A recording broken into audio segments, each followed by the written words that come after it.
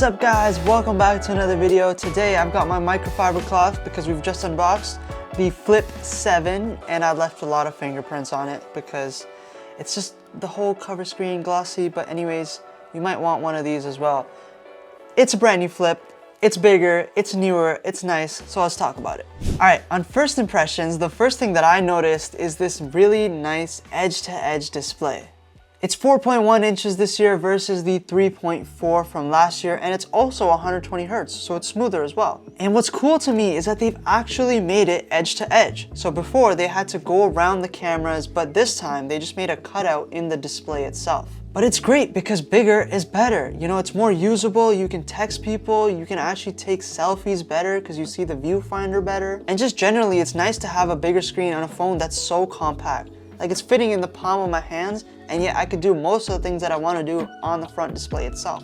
But speaking of those cameras that we got over here, they're not that much different from last year. It's pretty much the same thing. But that's not a bad thing because those last cameras were solid as well. It's just that it's not Samsung's best. Like on the Fold 7, they have the 200 megapixel cameras. On this, it's just the 50 megapixel, but still you're gonna get some solid photos out of it. But okay, flipping this open, see what I did there? Flip, because it's a flip phone and it's also a Galaxy Flip and you flip the phone.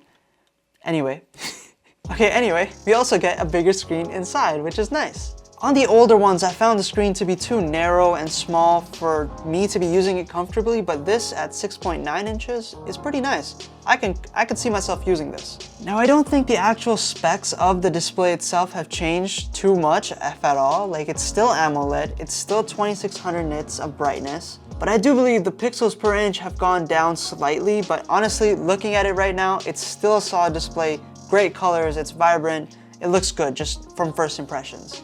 But something else that has changed this year is that they're using a different chip. See, on the older Flip and on other Samsung flagships, right now they're using Snapdragon chips. But on this one, they're using their own Exynos 2500. Now it is still a 3nm process, so it should still have similar performance to those Snapdragon chips, which, by the way, if you know nothing about it, those chips are pretty much the standard. Like, they're really nice, apart from Apple chips. Like, these are the go-to. They're really fast, they're really efficient, like they're really good chips. That's why Samsung has been using it for so long. Before, they were actually using Exynos chips as well, but the Snapdragon chips are just better, and so they switched, and now they're trying the Exynos again. Hopefully, before they weren't known to have good performance comparatively, but maybe things have changed, and that's why they've gone back, so let's see. But I mean, that's pretty much it. You do get 12 gigs of RAM and you get a bigger 4300 milliamp hour battery, but I guess that is kind of to offset the bigger displays as well because they use more energy, so you have a bigger battery to sort of balance it out. But maybe you will get better battery, who knows? You just gotta test it out. But overall, apart from it being a spec bump, the bigger displays are where it's at this year. You have the bigger outside display, you have the bigger inside display, but does that make a difference?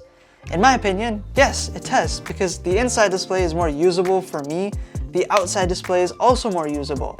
So whether you want to upgrade or not, I'm gonna leave that up to you, but it is worth it for me. Now, if you had a Flip 6, or if I had a Flip 6, would I upgrade to a Flip 7?